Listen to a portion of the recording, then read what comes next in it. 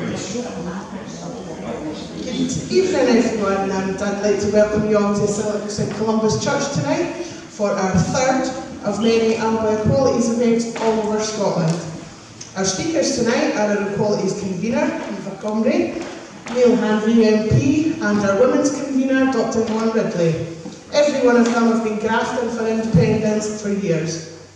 The format this evening will be hearing from our speakers, then we'll have a short break for some snacks, and then we'll resume again for any questions that you may have. But before we hear from our speakers, I've got a few things to say.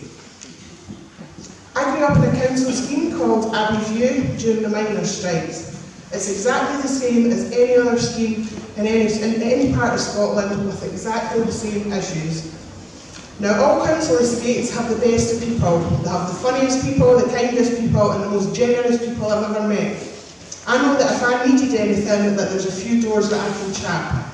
Council folk will share whatever they have, as they know how it feels to run out of the basics. The drama and the laughs were pretty constant, and the banter is the best, there's just no beating it. However, we also experience the worst of circumstances.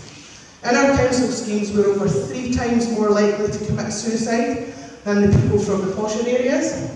We're 6 times more likely to die from alcohol addiction, and we are 15 times more likely to die of a drugs-related death. My family have experience of all 3.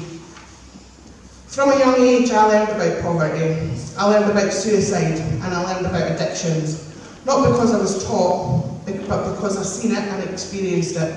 There's not many of us from the schemes that haven't been touched by any of these, and more. And it shouldn't be like this. We should all have food, we should all have money for the lecky, we should have suitable housing, we should all have opportunities to make our lives better, to make our homes less stressful, less anxious, and less likely for mental health issues to take hold.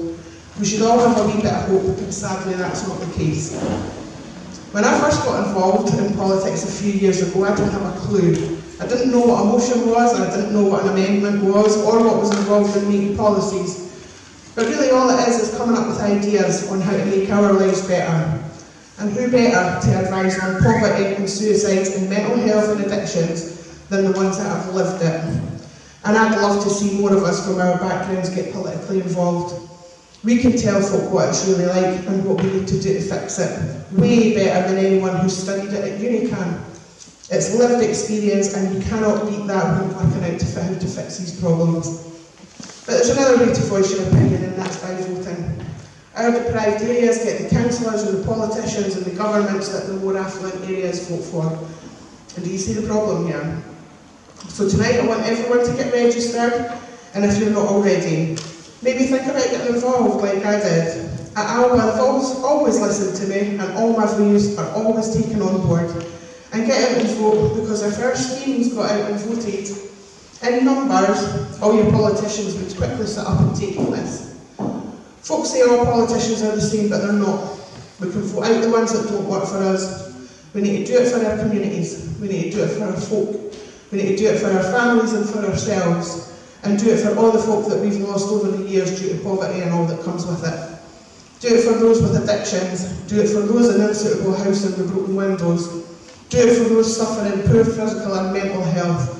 Do it for those whose lecky runs out before the week is up.